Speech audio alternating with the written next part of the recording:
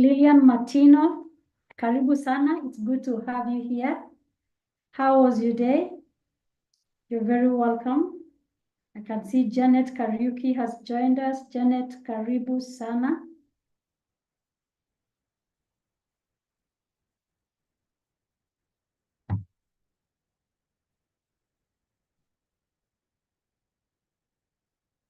Mine was good too. So excited to have you in this meeting today.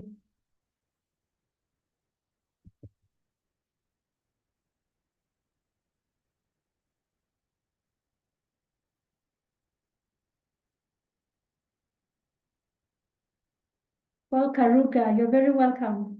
It's good having you join this meeting. Karibu sana. Hope you had a great day.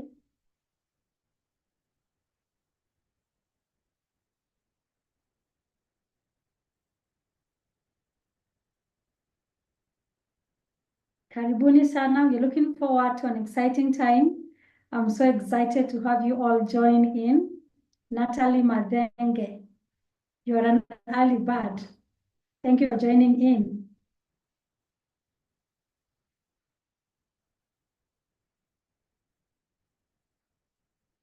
There are some names that are reserved for later introductions. So if you don't hear your name, just keep cool. It's all well. It's going to be fine.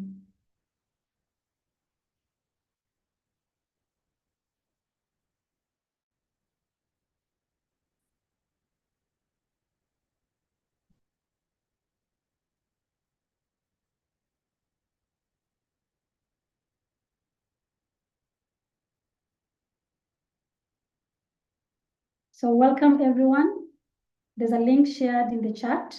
Feel free to share it with those you may want to join.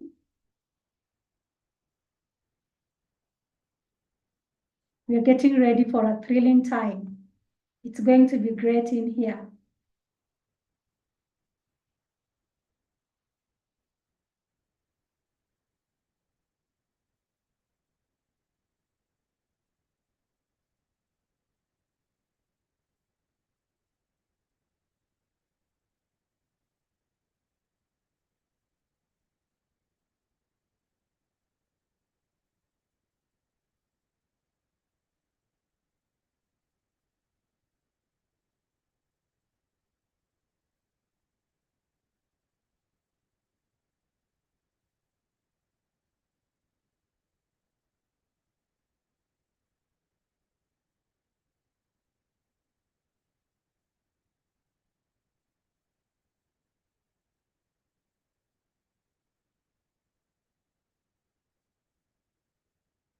Winnie, good evening. Thank you for joining in. We are excited to have you join us this evening. Karibu sana. Thank you. Maureen Charabu, we can see you have arrived. You're very welcome. Thank you for joining in.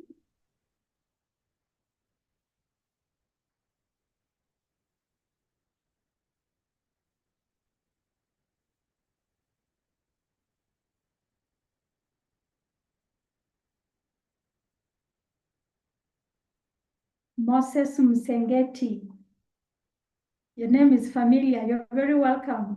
Thank you for joining in. Thank you.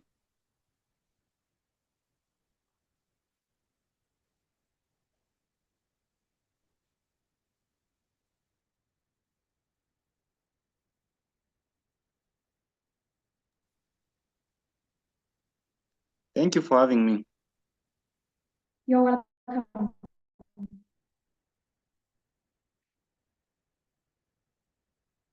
So it's such a beautiful evening. I'm so excited. I'm looking forward to a fulfilling time. I take this opportunity to specially welcome you all to this highly anticipated pre-launch webinar for The Way She Leads. You're very welcome. I want us to begin our meeting today with a word of prayer. So before we delve into anything else, let us believe together and pray. Father, we are thankful for today. We are grateful for this evening. Thank you for bringing us together for such a noble cause. We appreciate your presence with us, and we trust in you for good leadership and guidance. Thank you for the success of this meeting. All glory and honor goes back to you. It is in Jesus' name that I have prayed. And we can all agree and say amen. Amen. Amen. Amen. So it is 6:31. That's a good time to start. I know there are many people joining. They can join us even as we proceed. Like I've said, we are in for a thrilling time. We are in for a very good time. This is a pre-launch conversation for the book, The Way She Leads. The Way She Leads is an anthology of great leadership insights, great leadership lessons from 13 different seasoned women leaders. They are sharing their experiences, they're sharing what worked, what didn't work. And so it is a good resource for anyone who is in leadership. And this evening, we are privileged to have 2 of the 13 who have authored the book, The Way She Leads. And we are going to have some interesting time with them to just get to know them, to get to know what their pieces in the work look like, and just to know what to expect out of the coming launch. So this is a pre-launch conversation, and I want us to be free, relaxed. It's going to be a relaxed conversation. If you get something you want us to know, you have a question, feel free to chat in the chat box. Later on in our conversation, we shall allow some time for questions and answers. But as we start now, I want to introduce to us these 2 beautiful ladies who are part of the co-authors of the She Leads. I like going alphabetically. So according to the 2 ladies we have here, I will first introduce the first one because her name comes first alphabetically. And this is Elishibah Msengeti Poriot. So Elishibah Msengeti Poriot is a life skills trainer, leadership facilitator, education consultant, project manager, writer, moderator, MC, and motivational speaker. Based in Kenya, she is the founder of the Classroom Outside, an organization that offers leadership, mentorship, and life skills training to adults and youth. Elishibah has worked in leadership, youth empowerment, education, and social impact for over 15 years across the African continent. Her experience comes from working at the African Leadership Academy in South Africa, Equity Group Foundation Wings to Fly, Strathmore University Business School, Bethel Children's Home in Londiani, M-Pesa Foundation Academy, and Emerging Leaders Foundation in Kenya. She currently works at Kengen Foundation, the CSR arm of Kengen PLC, where she heads programs in education, environmental conservation, and water and sanitation across the country as a principal program officer. Elishibah is a graduate of Wellesley College in Massachusetts, USA, where she graduated with a Bachelor of Arts double major in International Relations and Africana Studies. She has a master's degree in Women Leadership and Governance from the University of Nairobi. Elishibah enjoys public speaking, blogging, and storytelling. She is a member of Toastmasters International, SEMA Toastmasters Club in Nairobi, enjoys reading, and relishes any opportunity to encourage others through speaking and writing. She is a committee member of the United World Colleges, UWC, Kenya National Committee. Her way of giving back as she attended the UWC USA. She is a past chair of Precious Blood Secondary School Reruta Alumni Association and has been a member of the Board of Management of Precious Blood School Reruta. She is a seasoned keynote speaker, MC, and moderator for corporate and social events. She facilitates workshops, panels, and keynote addresses. Her life philosophy is that learning and becoming are infinite and must be intentional. Elishibah is a wife and a mother of two and does her best to live each day in gratitude, faith, and never-ending hope. So that is a little bit about Elishibah Msengeti Poriot. I will take it in this order. I want to invite her now to just let us know more about her. Elishibah, who is Elishibah? Who is Elishibah? Let us know what about your life, what you do, what you're interested in, what inspires you. How does it happen with your life? You're very welcome, Elishibah. Speak to us. Thank you very much, Dottie, and thank you everyone for being here. I see quite a number of familiar names. Thank you for making the time. Dottie, I feel like you've said everything. I didn't think you'd read the whole bio, and I think what you've described is pretty much what I am about. So maybe there's two parts to it. There's the family part, which I'm a wife and a mother of two, and I'm very grateful for that. And I think it shapes a lot of what I do.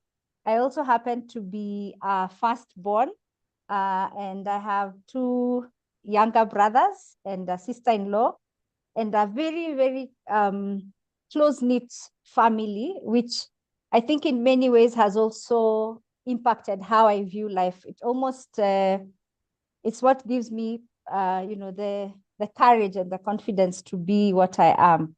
And close-knit, I mean, not just my nuclear family, but also my extended family. So that's part of who I am. So family is very important. The other aspect is I have had the great fortune of taking up lots of leadership positions, right? I would say right from primary school, actually. And I think what I am about, because you just said what am I about? I think I'm very passionate about impact, positive impact, and making meaning out of life, making meaning out of whatever we are doing. So even all those jobs that you have mentioned there, I think for me, the thread along all of that has been, is my work making a positive impact? Is it helping people, particularly in social impact? So, poverty alleviation, social justice, education. I'm very passionate about education. I really wanted to be a teacher when I grew up, and I think in some ways I am. And I would say that's probably what has also guided me. I'm also a Christian, a believer, and I would say, I know for a fact that that also really anchors me and has anchored my journey. That every step I've taken is not guided just by myself, but I seek guidance and grace from God, and He has been very faithful. Yeah, I think the rest you've covered it, Dottie, in everything you've described.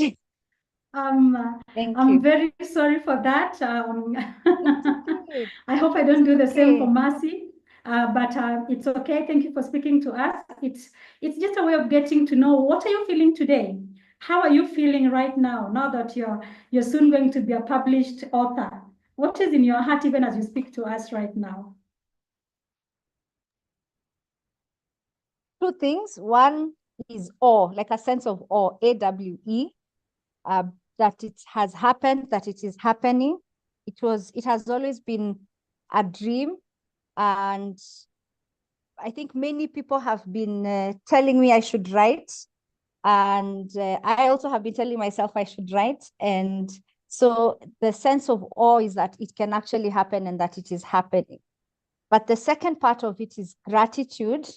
And gratitude because I think I had always hoped that my first book, of course, would be a memoir, something that I've written myself. And I've always thought I'll do that when I'm old enough and I've self-actualized. I don't know if we will ever reach self-actualization. But then you see this opportunity has come to do it in an anthology, to do it with other women, to do it with other leaders. And that actually pushed me, because I told myself, Elishibah, all that is required of you is a part of a book. So maybe God was giving me that chance to say, just start with this and then you can do more. So now I feel also very encouraged that I can actually write now my own book that is just fully Elishibah. And the gratitude also is because I have that chance to tell my story in a way that will be read, hopefully by many people and by many generations. And I think one of the things we lack perhaps, not just on the continent, but probably across the world, is stories that are told in the voices of women, and stories that are told from the heart, that are not fiction, and that are not necessarily self-help. It's just, this is my story and this is how I am experiencing life. I'm also thankful to be doing this now at a point when I still have a chance to continue writing the story of my life. So I'm not at age 70 where I've retired, and I am not 20 where I'm still maybe very bright-eyed and not with much experience. So I feel that this is a really good time. And without revealing my age, maybe I'll reveal it later. I'm grateful that it's happening now, and I have a sense of awe that it is actually happening. Thank you for that. Now I know you're comfortable, so let me now officially welcome you. Welcome on board. So that is Elishibah Msengeti Poriot, who has just introduced herself and told us exactly what she's feeling about this work that she has been part of. Our next panelist of the day is Mercy Karuga. And because I've just learned that it seems I'm doing more intro than I should let them do for themselves, I will briefly say something about Mercy and then let Mercy tell us about herself more. So Mercy is an Associate Director of Global HR. As a talent management professional, executive coach, and psychologist, people, culture, and wellness are her greatest passions. She values her ability to set up organizations for success, partnering with leadership to establish and continuously improve a thriving culture and employee experience. And I will stop it at that and let Mercy tell us more about yourself. So, Mercy, all right. Take it away. Thank you, Dottie. I was going to say, I'm a woman of few words. So, Elishibah, I would have appreciated the long intro, so I don't have to speak much, but thank you. I'm really happy to be here today. So that's just a bit of a description of who I am. But at the heart of my passion lies people. And just helping people be the best version of themselves. That's why I wear different hats. So my background is in psychology. I did a bit of work there for around 3 years, working with young adults and children. And then I got into the talent management space because that's where people spend the most of their time in. And within a couple of years, I now proceeded to wear another hat of an executive coach, just fine-tuning my skills to help people be the best in their everyday. So I'm also a mother. Apart from that, my greatest inspiration comes from my daughter. She's my bright dawn. She gives me a lot of push and drive to be the best version of myself as I help others get into that space as well. But above all, I do really enjoy the day-to-day of what I do. I think one of the things I really am grateful for is getting to do, to turn my passion into my 8 to 5. So I would do this any day, every day of the week. And I really do enjoy just wearing those 3 different hats because they just help me give the best to the people I work with, to the people I speak with, when you're sitting across the table as a client, when I'm walking you through coaching, and also pushing through the day-to-days in my work. Yeah, so above everything else, I appreciate that I also identify with what Elishibah has shared about faith being an anchor, because I'm a believer, and my journey has basically been one of seeing God do great things, and this is one of the many great things that He has done in my life. I account all that I am and all that I have accomplished so far to having that friend who's always living in my heart and guiding me through. So faith has been a real anchor in my professional and personal life. And I also have a real deep appreciation for family. It's one of the people, my siblings especially, we're very close, and we do journey with each other. So my support system and also the few close friends that I have in my circle have been one of the other anchors in my life.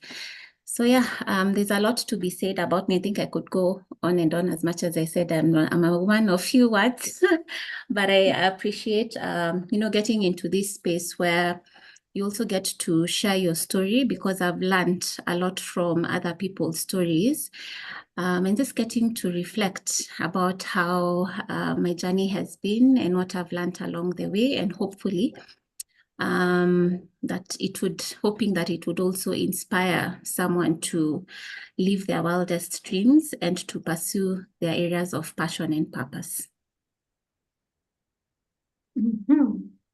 Thank you, Mercy. Back to you, Dottie. Thank you for introducing yourself. We are getting to know you better. We hope to know you more, even as we continue in this conversation. So back to you, Elishibah Msengeti. Would you kindly share with us the evolution of your journey in leadership and what core motivations fuel your passion for this vital role? Would you please share with us the evolution of your journey in leadership and what core motivations fuels your passion for this vital role? Hey, that's a deep question, Dottie. Okay, maybe simplified. Uh-huh. Could you please just share with us the experiences of your leadership journey? What values inspire you to lead with purpose and things like that? Okay. I suppose, like I mentioned, I was the typical prefect in school, the head girl, deputy head girl in high school, head girl in primary school, and any club there was, any association, even after I went, after that, when I went to college, I would be the leader of whichever association it is. I would be the chair. I would start off as vice, then the chair or the president. And it almost became second nature. And I think what happens is when you've taken up roles before, you almost know what to do. Like when now we are planning this book launch, I am trying to be very unnatural to not be the one pal. So what happens is, because you've done it, you keep doing it, people also see that. And I think that's the part that maybe surprises me also sometimes, is that I'll join something, an organization or an association or a group, and when people are saying, so who's going to take the lead, they'll say Elishibah. Maybe it's also having a long and hard name, so you look like you know what you're doing, but afraid to take leadership. I'm not afraid to take the lead. And especially because I have learned that it doesn't mean that when you're a leader, it doesn't mean you need to have all the answers. It just means that you're facilitating the processes so that people can find the answers and can figure out what each of them need to do. Perhaps the evolution has been that prior to that, maybe in my high school, college years, but maybe even in my earlier career, I think it was easier because I was just responsible to myself and, responsible for maybe studying and then doing all these extracurricular activities. But as I got into family, there are other needs, there are other responsibilities. And the evolution has been that I need to balance all of that so that those leadership things or those leadership roles don't take over perhaps the other most important roles that I need to be having. The other evolution, I would say, Dottie, the second thing, so one is just trying to balance, knowing that I need to balance. But the second one, which I think for me has been such an eye-opener, and this maybe has happened after I turned 35, possibly, is realizing that just because you can be the leader doesn't mean you have to do it. So realizing that sometimes my leadership is to prop other people so that they can take the lead. So in a group to say, why don't you do this and I'll be a supporter. One time we went for a team building, and this was early in my first job, I think, in Kenya. We went for a team building and we did one of those personality tests. And I remember so vividly that my personality came up as, I don't know what, and supportive or supporter. So not actually the leader. So in later years now, I've been seeing that I am happy to support. So being like deputy, vice, because there's someone else at the helm, but I'm able to support and mobilize. So that's one of the evolutions. The other one is that, there's what is it that, so for every association or organization or position that you're taking, being mindful of the vision or the mission of that association or organization. So even at work. So I work at KenGen and I work in programs, as you mentioned. I lead the programs in the KenGen Foundation. And leadership means that if we need to pay school fees for a student, my goal is to make sure that we are paying school fees for that student. So whatever it will take, if it means I have to walk over to finance, if it means I need to call the school for more details, if it means I need to call the parent, whatever it is, whatever I'm doing, our mission is supporting communities, enabling lives. So that is what I have to keep remembering. So every small activity that I'm doing or every small action that I'm doing, my leadership is to support that mission and vision.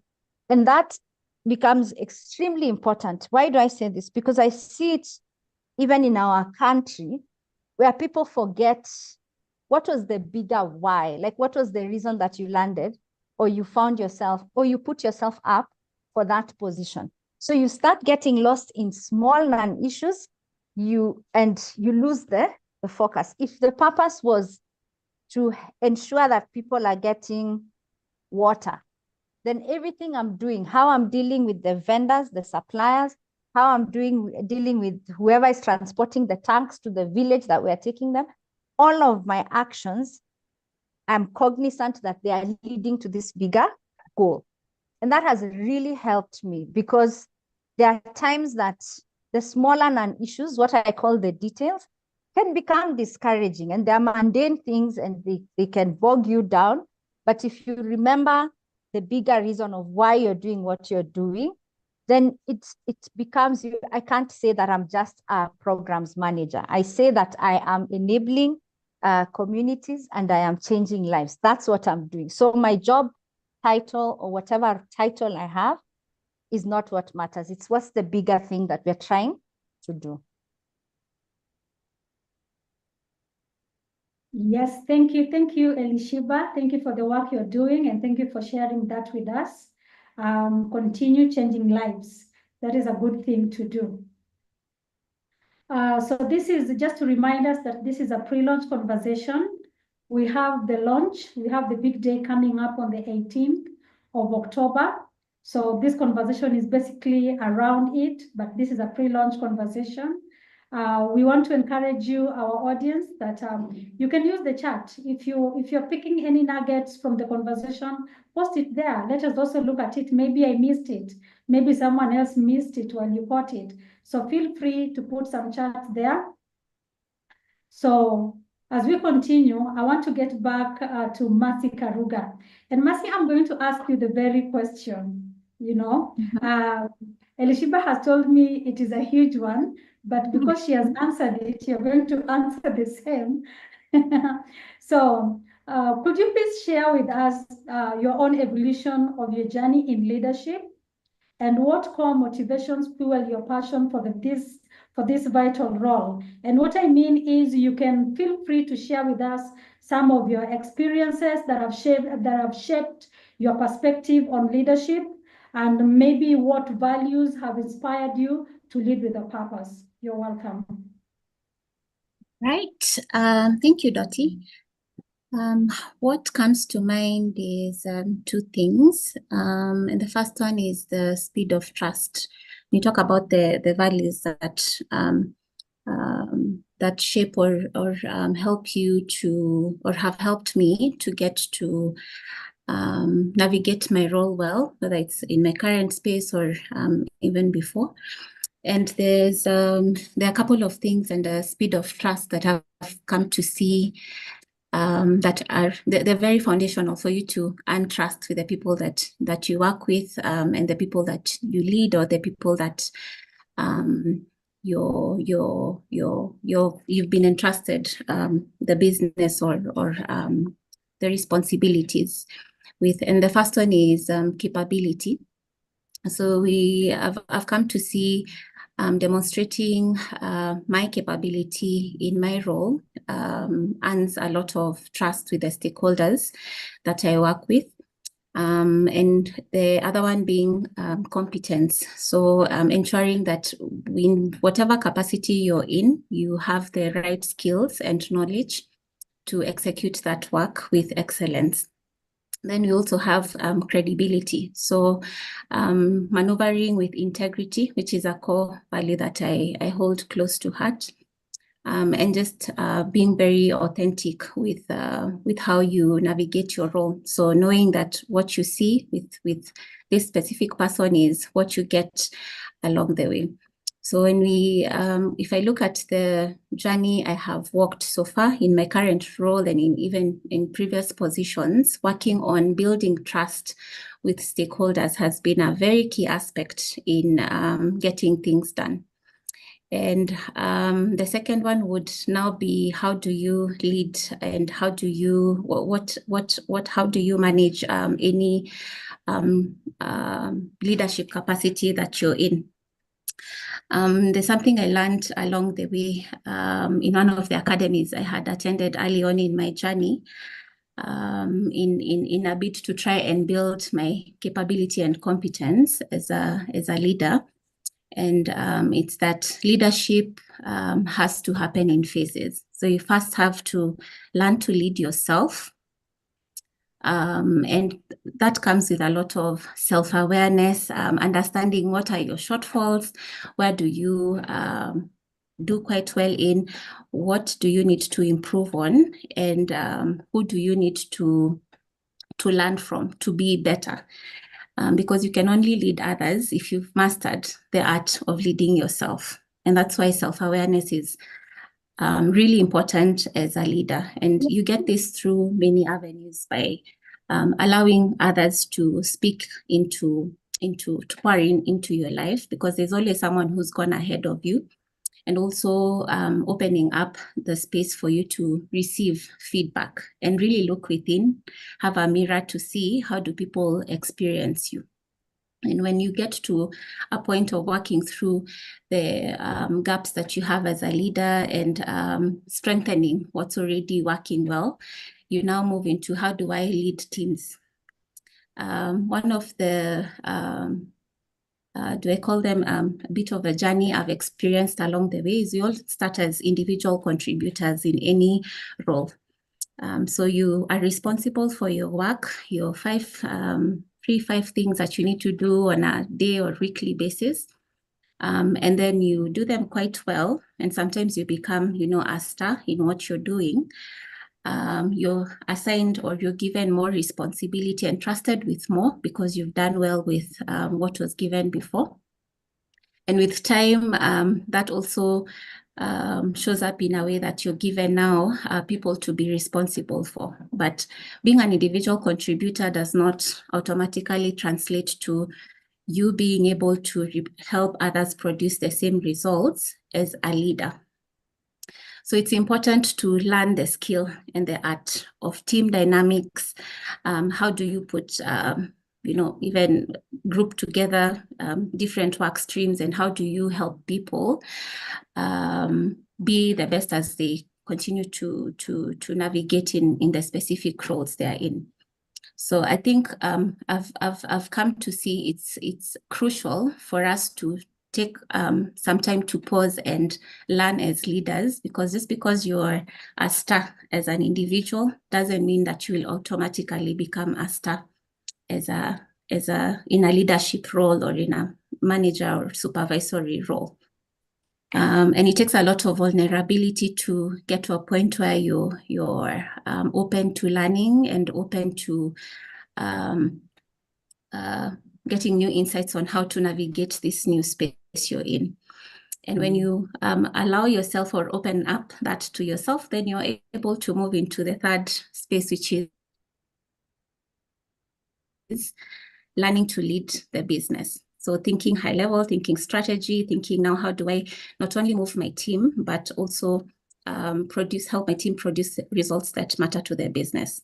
And I would say in all these specific spaces I've moved in, I've always had mentors, people who've gone ahead of me to guide me through those areas. I read a lot. I learn a lot from others who've already gotten into these specific spaces, and I always open up myself to learning a new skill, something I didn't know before. As I could keep on opening up myself to more and more self-awareness. Yeah. Thank you for that. Thank you for sharing. We're learning to be more authentic when participating in our roles. And more of these conversations will be happening on the 18th of October. These ladies, together with other 11 astute women leaders, will be present during the book launch that is set to happen on the 18th of October. So more of such conversations. We'll have more time to just delve into this kind of conversations. If you want to be part of that experience, please check chat for registration link. We are posting our link, our contacts on the chat. So you can just check the chat and register if you want to be part of this. We are looking forward to seeing you on that day. Thank you so much, Mercy, Karuga. So as we proceed, I get back to Elishibah. Elishibah, the event, the launch is coming on the 18th, and we are expecting to have a large number of people coming to support us, coming to interact with us on this day. What insights and what expectations do you hold for this relaunch phase, and how do you envision its significance for the prospective attendees of the upcoming launch?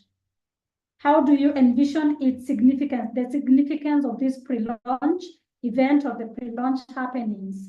How do you envision its significance for the prospective attendees of the upcoming launch? Thank you, Dottie. I think one of the things that this pre-launch webinars will do, or is doing, I hope, is to create interest. To create interest and to create awareness that there is a book that is coming up and that this event is going to happen. But I think more importantly, and I believe this is the purpose of the book, is that it is opening up conversations. My hope is that as we do these webinars, and I know we had our first one on Monday and then this one today, my hope is that for every participant, everybody who attends the webinars, that they're walking away with either a lesson, a nugget, or something to think about that they can apply in their own life and in their own leadership journeys. And that should ideally, or I hope, motivate them to attend the book launch, because then my expectation is that at the book launch, you get to hear now from all the 13 co-authors. the other thing is that, Dottie, you know, people are, the women who've written in the book are at different ages. And if you combine all those ages, I mean, it's hundreds of years and hundreds of kilometers of experience or miles, whatever you want to use. And for me, when I attend such events, I know that I'm only scraping the surface. One of my hopes is that people will follow up with the stories that they hear and say, I want to hear more. Can we meet up and speak? Can you tell me more about this particular thing that you talked about? I've just had Mercy Karuga dropping nuggets here for, you know, like, I mean, that could have been a lesson all in itself of how you lead self and lead others and lead the business. So my hope is that for the participants, that there will be value and that everyone will walk away with something that, you know, that makes them want to know more, that makes them want to read more, and even hopefully something that will make them want to also write or share their own stories in whichever way. And the stories, our stories that we tell don't have to necessarily be written. Of course, written is good because then it stays, you know, for posterity. But they can be told in a sitting. We can have a fireside storytelling event and we share and, you know, we do more of that. So that's my hope that is what will happen with the book launch. I'll tell you something, Dottie. After the book that came just before this one, so I think it's called How We Rise. So ours is The Way She Leads, but the book prior to this, I think, is called How We Rise. And while I was thinking about, you know, whether I would participate in this particular project, I attended a webinar like this one, very similar to this one. And I remember it was Michelle Kagari and somebody else who were speaking. And listening to them gave me the courage and the confidence to say, this is something I can do. I happened to speak to one of the previous authors. Nyokabi Gari was in, I think, one of the, maybe volume 3 or volume 2. And I called her and I said, tell me how the experience was. Why do I say this? I think that people's stories can inspire something in us that sometimes we don't even know we have. And that's why such a webinar is so important. And I hope we'll have many, many more, even post the launch. I hope we'll have many more to delve deeper into the topics that we are talking about, which is not just leadership, because leadership is tied to life, to love, to legacy, and all of that, you know, and what is the interconnectedness of that? How do we navigate that as individuals? So the launch is just one event that should be the beginning of many more conversations. Thank you so much, Elishibah. We are so looking forward to the day. Thank you for the promises you're making. I love the idea that the age difference in the 13 women that have written this book is something that someone, if keen enough, can learn from. Thank you for raising that up. We are wishing you all the best, and we will be there on that day to support you as you launch the book. I am back to you, Mercy Karuga. And maybe let me phrase it differently. What do you feel about this pre-launch phase, even as we prepare for the launch?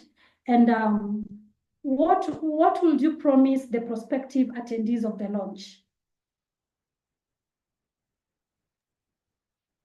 Right. Thank you, Dottie. What do I feel about this pre-launch? You know, it's been an interesting journey putting together the different pieces of this book and getting to interact with the rest of the 12 women. And I find it, we're having a chat earlier today with Elishibah, and just saying it's very amazing that our paths have crossed as co-authors. We had not interacted before, but this has been an opportunity to share our journey and learn from each other. And that's what I'm hoping, that people will also get that opportunity to connect and learn and meet people you never thought you could cross, your paths would cross, or you never thought that you would get one or two things from these new people that you've met in the room. It could be the authors, or it could be also someone else who's attended the event, and you never know, destiny helpers and people who are meant to be part of our journeys show up in very strange ways, in strange encounters. So I'm looking forward to interacting with people, sharing my journey. This has been a story where we've been very vulnerable to, write our stories and share our experiences and present ourselves as courageously as much as we can in an authentic way. And I remember part of the journeys I walked, it was in around 2022 in the training that I'd mentioned. One of the goals I had at that point was to be courageously authentic and just present myself as I am to the world and allow people to learn from what I've been able to do so far and just, be as I am unmasked and see how that would be an inspiration to someone else. So I think this is also an opportunity for us to show up for ourselves. We go through the emotions of life day in, day out, Monday to Friday, wake up, sleep, go to work.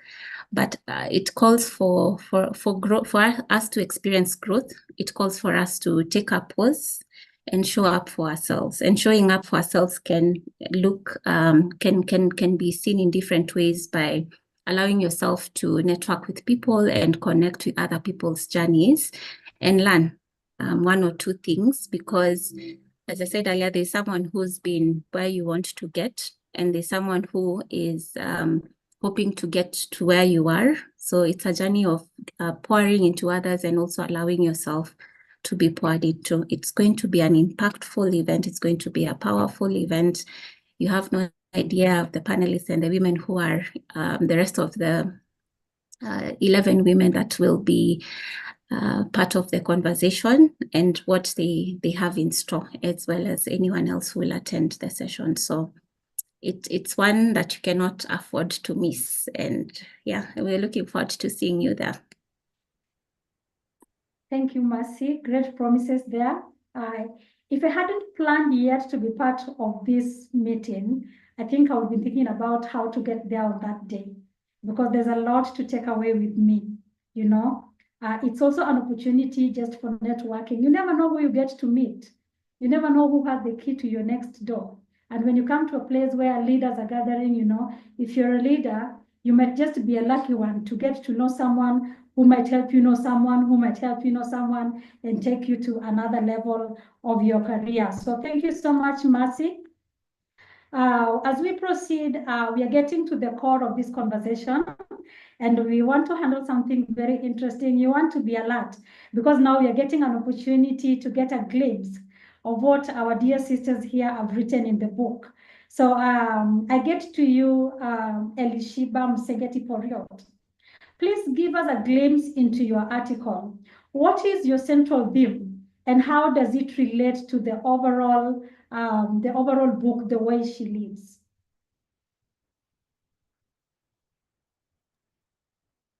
Thank you. Dottie, am I allowed to give the title of my article? Yes, Just please, go ahead. Yes, please. So my article is titled Falling, Feeling, and Feeding the Soul, Lessons Along the Way of Work. And the three parts, the falling, the feeling, and feeding the soul, I talk about, without giving too much detail, I talk about some of what I consider maybe failures or pitfalls in my leadership journey, or things that I could have done better. And I shared some of those because now, hindsight is 2020. And I share that in the article so that whoever is reading, hopefully if they're at a similar stage of their life as I was, maybe they can know better and do better. But I also share because I have learned, and what I've realized, I tend to be, and maybe many of us are, I tend to really think about situations. How did that go, and what could I have done better, and what could we have done better? And the falling part is that even when you're so prepared and you're so qualified for anything, for whatever it is, there's always a chance of falling.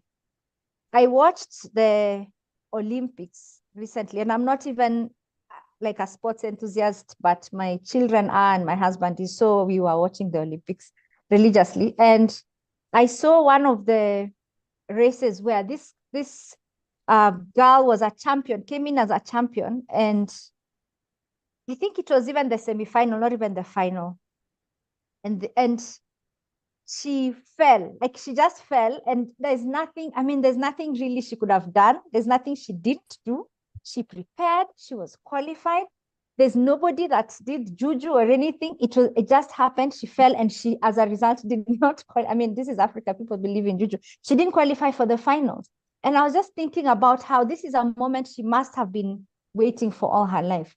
And so I talk about some of that and how leadership is falling is part of that sometimes you do everything and you'll still fall. The feeling is because, you know, we have different styles of leading. I think there are people who lead with their mind and there are people who lead with their heart. And the best type of leadership is the leadership that can combine both. And what do I mean? That, you know, the mind is where you're leading with, you know, with facts, with the knowledge and all of that. But leading with the heart means you have empathy, you have sympathy, you have all of that. So I tend to be more of the feeling type of leader. And what that has meant is it is a strength and a weakness. So I also talk a bit about that. And you know, that we don't have to maybe chastise ourselves for how we are made or how we are created, but find ways of making it work for the world that we are living in. So that's the feeling part. And so the article talks a little bit about that, about what it's like to lead with your heart. And when you lead with your heart, it means you're putting your everything, but it means that sometimes the world is not ready for that, or that's not what the situation requires, you know, and so hence the falling part. Then the feeding the soul is, oh man, the feeding the soul is actually now the gist of the article, is that as in every of those situations where I have fallen or succeeded, it has fed my soul and made me richer, made me better, made me wiser. And my hope as people read the article is not that they'll know Elishibah's story, because Elishibah's story is only one story and might not be the most relevant story. But it's that they can take parts of it, parts of the story, and insert in their own story and see the similarities and see this sounds so much like me. Have you know, when you read a book and you're just like, oh my gosh, this author is describing me, and this author is going through exactly what I'm going through. Those are the most exciting, you know, moments when you read a book or you're watching something and you're like, this is exactly my story. So my hope is that the article will be a mirror. And at the end of it all, the whole purpose of my article, yes, I've told stories in it because I like stories, so they're anecdotal examples, but really it is that as we call and feel, we are actually feeding the soul. The lessons along the way of work is because, like many of us, our lives, we spend about 70% of our life working. Like, I mean, we'll sleep for some hours, but most hours of the day, you're working. And therefore, what we are doing for work, and this is one of the concepts also I learned in Opus Dei because I worked for Stratford, is that the work that you're doing becomes part of you, but it needs to make meaning for you and for your purpose. And so when I say lessons along the way of work, all the lessons are not necessarily, all the things I've learned are not only from work, but because we spend so much time working, I have situated most of those anecdotes there. So I hope I haven't given it away. And I'm curious to hear if people have questions, but that's in a nutshell, that's what the article is about. Thank you, Elishibah. You have managed it well. You have given us the desire to want to know more without spilling the beans. So you are safe. You didn't overgive it. And we appreciate that. So thank you so much. We get to you, Mercy. Mercy, we would like to know, to get a glimpse of your chapter. What have you written about, and how does it relate with the overall work the way she lives? Sorry, Dottie, I missed the last part. If you Yes. could repeat that again. Okay, give us a glimpse of your chapter. What theme have you written about, and how does it relate with the overall book, the way she lives? All right. Thank you. So I'll try my best not to let the whole cat out of the bag. But my article is titled "Lighting the Fire Within You." So it's basically about discovering who you are, and I share a lot of bits and pieces about my own journey of self-discovery into moving into leadership and purpose realization.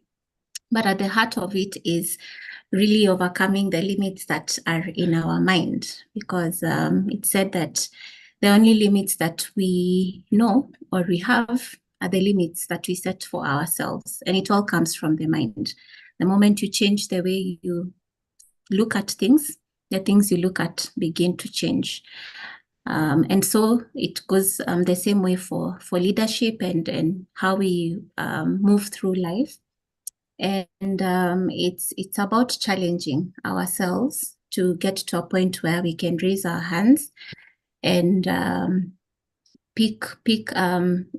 allow ourselves to get into the spaces that we've been dreaming about, because we are more than capable.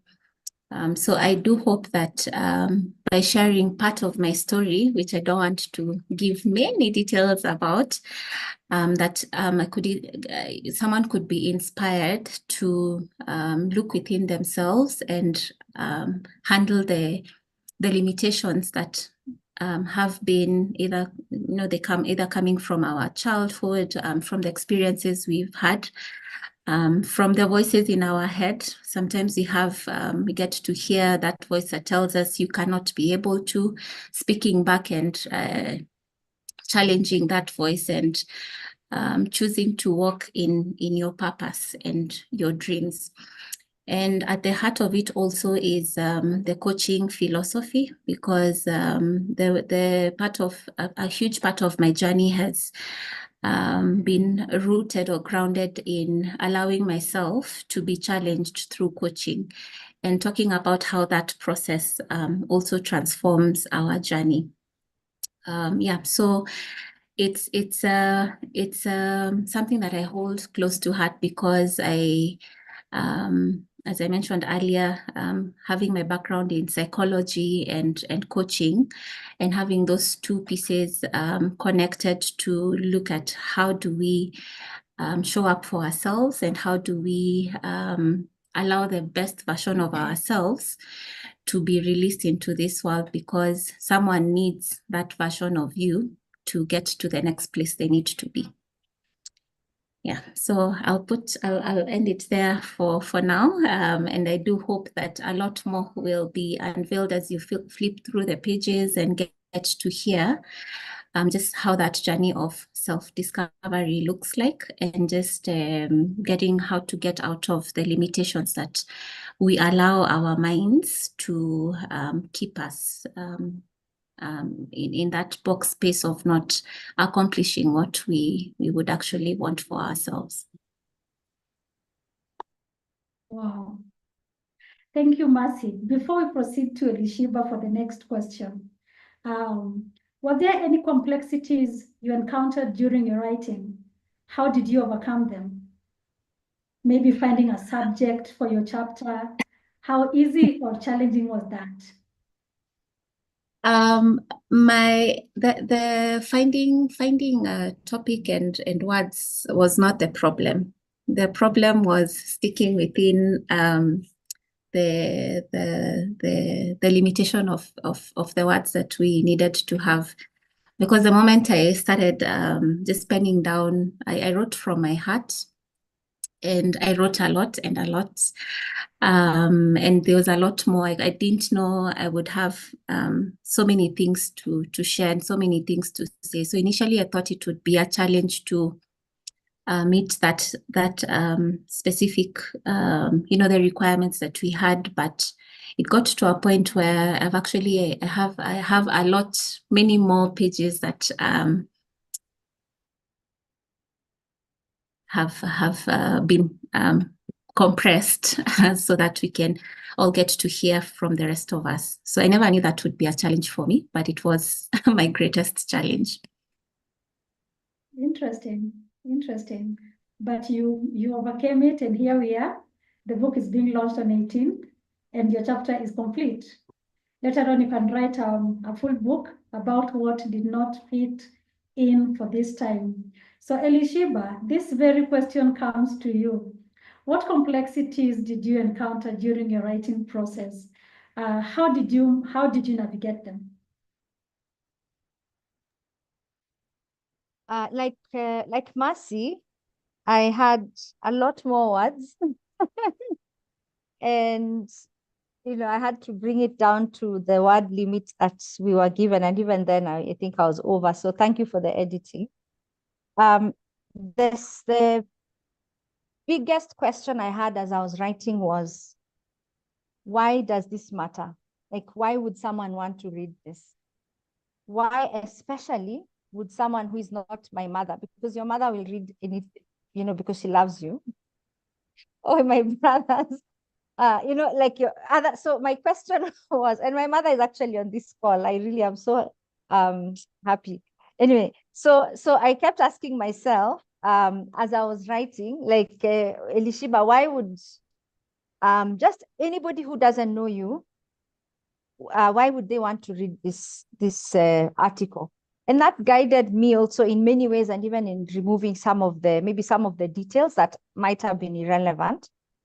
So that I think was the question that was running across my mind for everything I wrote. Well, the other part, the third part, so one was keeping it short. Two was ensuring that it is relevant for anybody. And I think the way I answered that question of, will it be relevant for everybody, was that no, it won't be relevant for everybody. And you have not yet seen a book that is relevant for everybody. Well, maybe the Bible for Christians, but it's just choosing that this book will be, or this article will be relevant to the people that it is meant to be relevant to. The third one, which is always very difficult with anything you do publicly, is the vulnerability, is the opening yourself up. That part, I asked myself many questions. And in fact, in my first draft, I had names and second names, like full name, like Doti Achieng, and when I sent it, and you know this, Doti, in my second draft, I removed second names because I was terrified suddenly, because I was just like, oh my gosh, as I tell my story, I'm also telling other people's story, perhaps without their permission, and also those who know me, which I hope many people who know me will buy the book, will be able to situate exactly who I'm talking about or what I'm talking about. So that was terrifying, and it still is. And I know people will read the book. And I mean, I don't have any scandal, don't worry. It's not like, I robbed a bank and I'm making that revelation in the article. But it's just the fact that there is there's a big, it takes maybe a lot of courage to tell your story and to open yourself in a vulnerable way. And maybe that part is what, there's a very thin line between, like you're just, hey, kwanza in this era of, I think, of social media, people, sometimes we overshare, and just finding that balance between, this is everything that I have ever experienced, versus here's a little bit of pieces of what I have experienced, and here's how I experienced them, and here's how I think it might be relevant to you. So I kept going back to, and in Toastmasters we do this. Sometimes you can give a speech and your evaluator just says it was a nice story, but what was the point? Like, where were you going with this? So that being able to go back, the vulnerability for me, how I overcame that, or the terror of telling the story, how I overcame that is that there was a lesson in everything that I was saying. And that is the important thing. And I hope that anybody reading it doesn't miss that it's not about, I keep saying this is not about Elishibah's story, but about what the lesson was from each of those experiences. And that's how I overcame the vulnerability and the fear that, what if people think like I'm just failing, or I'm just succeeding, whichever way, and when on neither ends of that spectrum, we're just always trying to balance between the two, between failing and succeeding, and trying to find that balance in a nutshell. Wow. Thank you that you overcame and you achieved your dream of authoring a book. And in a few days, you're going to be a published author. Allow me to say congratulations in advance. Now, together with us, co-authors with the two panelists we have today, I will just recognize them. If you're in a position to, when I call your name, probably just show us your face. We'll be glad to see you if you're in a position to let us see you. So with us in this session today is Natalie Madenge. Natalie is a co-author of the same book you're talking about. The book will be launched on 18th of October. There is Natalie. You're very welcome. Thank you for joining in. We are glad to have you. We have Sianto Kekayaya. Sianto was one of the panelists on the first day of the webinars, and she is right in here. I'm just looking through to see who is here that belongs to this cohort of authors. So we have Natalie, let me see. We have Janet Sianto, we have Eva Giduku. Eva, thank you for joining in. You're very welcome. We are so glad to have you. Just reading through to see if we have any more of them. Like, I'm not able to pick any more of the authors present today, but if you're here and I'm unable to pick you, we recognize your presence and we appreciate you for coming. So at this point, I want to open the floor for questions and answers. We've had our two ladies speak to us about what they have written. They have shared a little bit about their background. They have made promises to us about the upcoming launch. And now if we have any questions, it is our time to ask them. I appreciate that you've been putting down the nuggets that you have picked from the conversations today. I will be referring to them for my recap. So if you have any more still you're withholding, please put it down in the chat. And if you have any questions, it is your time to raise it up. Who wants to go first? We also have our registration link for the event. If you're interested in being part of the event, there is a registration link in the chat. You can sign in and join us on the day. I believe there is also a pre-order form for the book. If you want to pre-order the book, there should be a link shared in the chat. Find the right link and either register for the event or make an order for the book.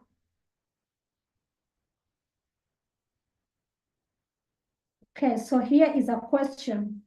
And the question goes straight to Elishibah.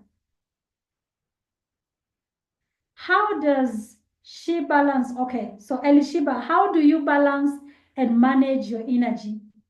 You seem always full of energy. A ball of energy. How do you balance that? This is your question. Thank you for that question. I'm laughing because how I balance that is that I fall asleep very early and anywhere. I mean, anywhere. I could be standing and I'll fall asleep. So the energy comes to like an end in a cloud. So it's one of the things I'm working on. Maybe I need to be less energetic. But how I manage the energy, I think there's maybe nature and also nurture. A part of it is maybe I was just naturally born energetic. And I started by saying I'm a firstborn. And I think one of my mindsets is that, you do things, you move and you keep it moving. Yeah.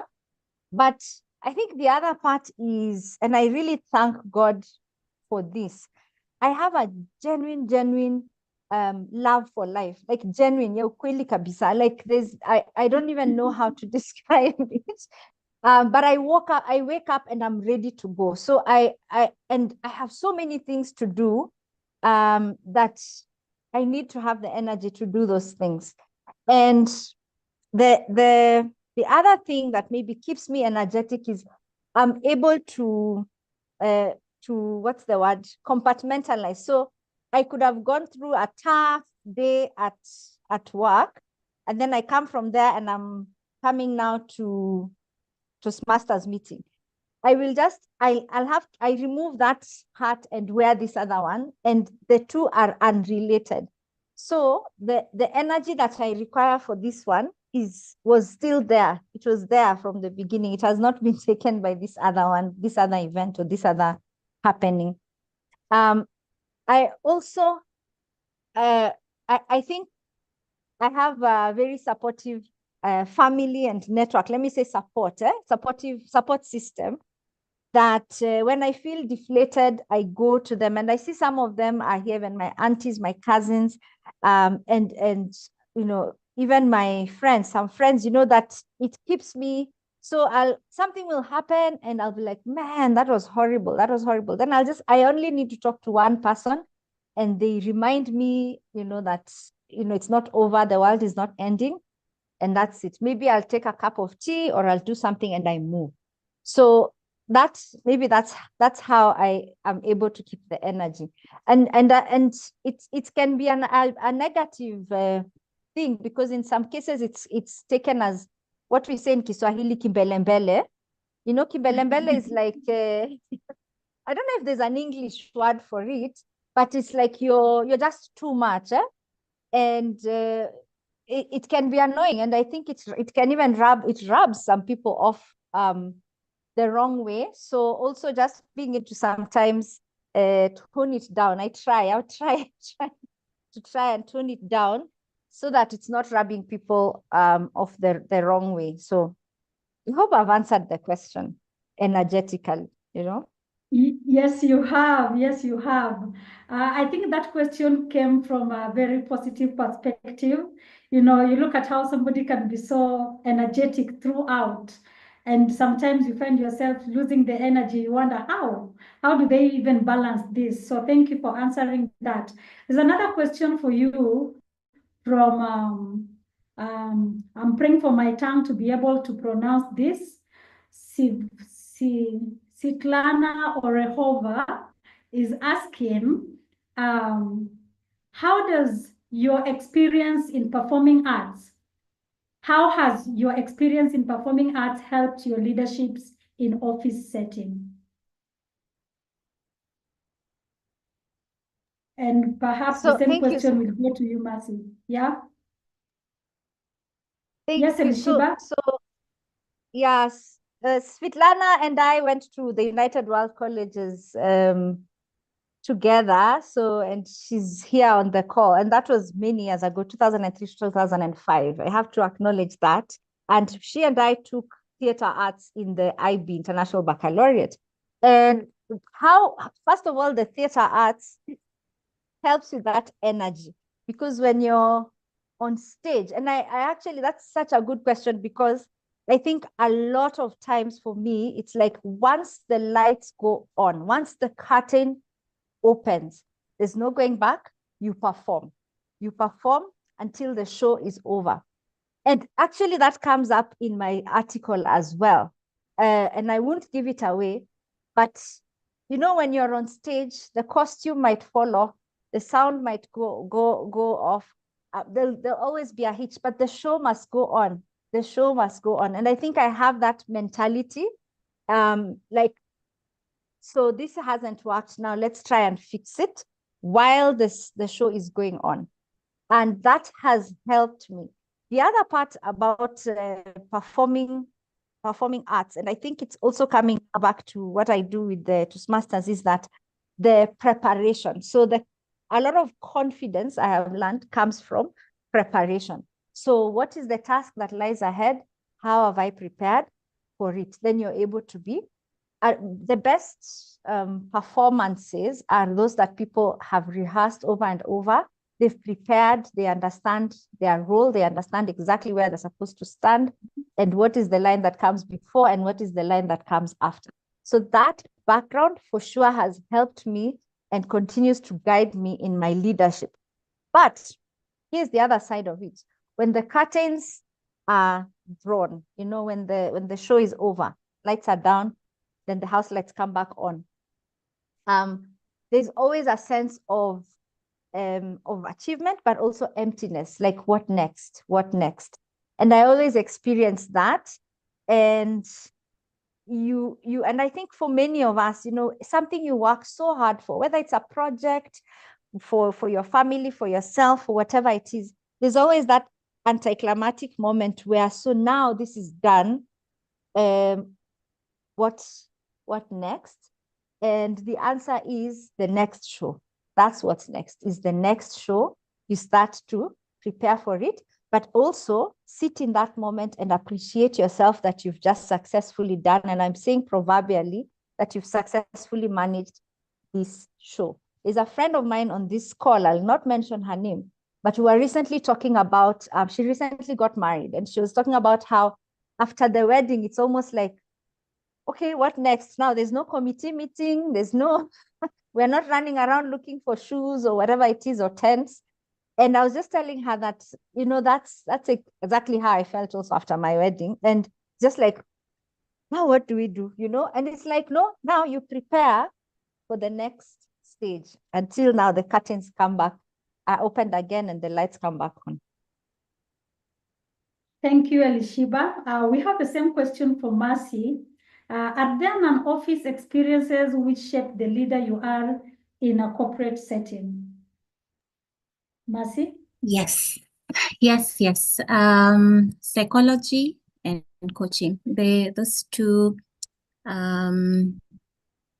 areas have taught me one important thing on observing my own internal process and the internal process of other people. And this really helps when you're having very difficult conversations, to see beyond what someone is saying, to sometimes even see the inner child who just needs attention, to see, you know, someone is not okay. That's why they're not showing up in the best of light, or they're frustrated about something.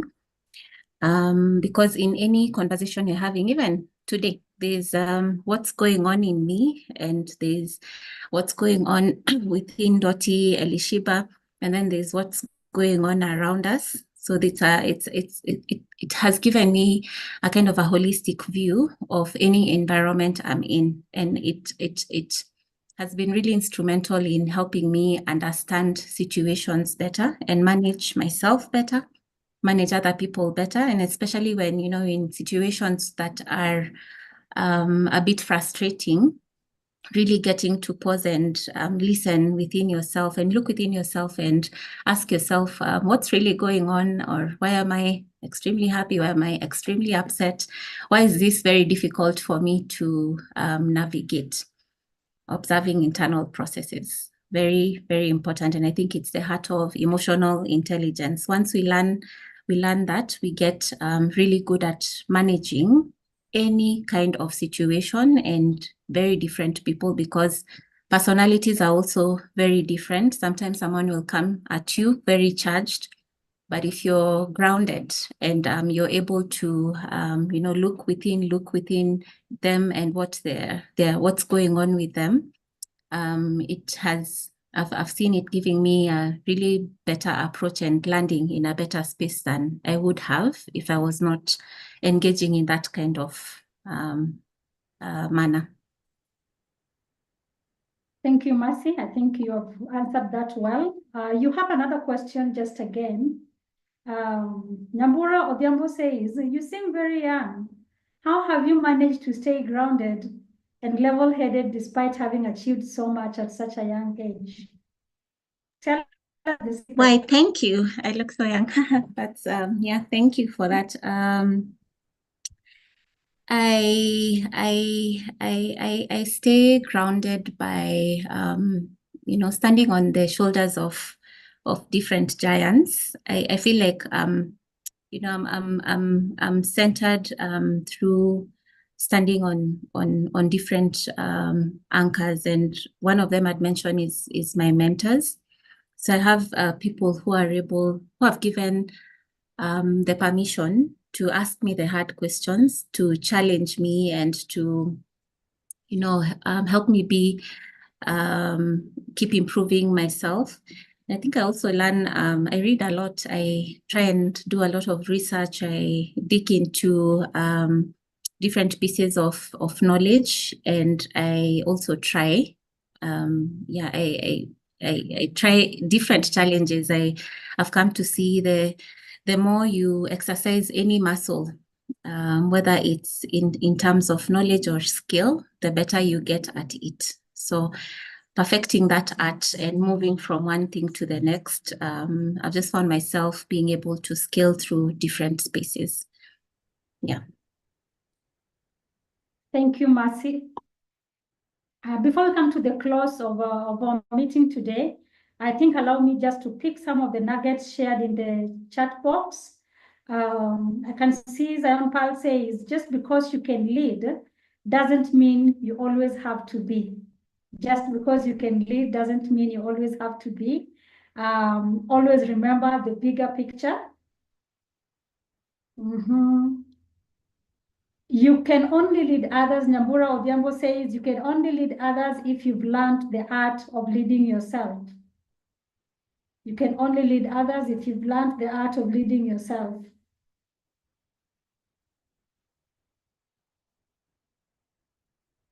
I'm just looking through to see if there's any nuggets shared.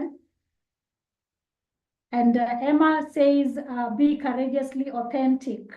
I think I also love that. Being courageously authentic is something important that we should adopt in our daily lives. Then there is this. Some people lead with their minds while others lead with their hearts. The best kind of leadership combines both. Some people lead with their hearts, others with their minds. The best kind of leadership combines both. Let me see if there's any other nugget. It takes a lot of courage to be vulnerable. This is coming from Mercy Karuga. She also picked a nugget. It takes courage, a lot of courage to be vulnerable. And I think that is it. As we come to the close of our session today, it is important to remind us that this has been a pre-launch conversation. We have the launch happening on 18th of October. More of these conversations will be happening there. This is an anthology that has been done by 13 seasoned women leaders. Today, we have just heard from 2 of them. The other day, we heard from 2. So there are like 8 others, 7. There are 7 others that we are yet to listen to. So if you want to be part of this conversation, we have the registration link in the chat. If you want to pre-order the book, we have the order link in the chat. If you want to contact us, maybe you have questions, there are things you need to know, you can contact us. There will be our contact shared in the chat. So all that information is available should you want to get in touch with us. But before we come to a close, I will pose this question to both of you. Linda and Mercy and Elishibah. Why should these people come for the book launch? As we close up, why should these people come for the book launch? And Elishibah, you know you're always fast, so you will go fast. They should come for the book launch because I believe in the book there's a story for everybody. There's a story that you will resonate with. There's a part of a story that will inspire you or encourage you or uplift you or even reprimand you. The reality is that sometimes we also need some reprimanding, not reprimanding, but just to be able to tell yourself, what am I doing, you know, and sometimes you get that from reading other people's stories. The difference between just buying the book and attending the launch and buying the book is that when you come to the launch, you get that experience of hearing from the authors and hearing, you know, from the proverbial horse's mouth, and also of drawing from that energy in that room. There's a lot of energy in the book, but there's more energy, of course, in a physical meetup. The other reason is what Dottie, I think, had mentioned before, that at the launch, there'll be more than just the 13 women. I look at this webinar, we've had 44 people. If we had a chance to sit and talk as just this group, there's so much we would learn from each other. There's so many connections we would make that we need, that we don't sometimes even realize we need. So the book launch is a chance to meet other people who are also interested in leadership, in life, in legacy, the things that, you know, make life. So it's a chance to interact with many other people beyond just the authors, but it's a chance, more importantly, to hear those stories and hopefully walk away with something for yourself.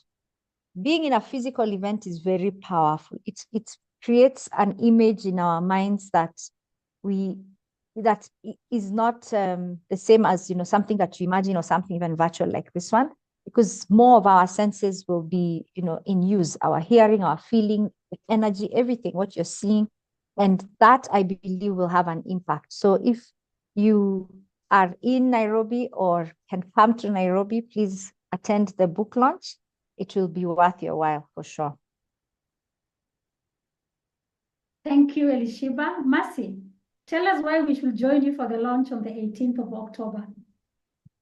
I feel like Elishibah has said it all, and I couldn't have said it any better. The only one thing I would add is Nate said that history repeats itself, but it's actually human beings who repeat themselves. So there's nothing new under the sun. If there's a challenge that you faced, if there's a dilemma that you have, there are high chances that there's someone who's already gone through it and they can help you navigate and save you the pains of making decisions that would lead to a wrong turn, if I put it that way.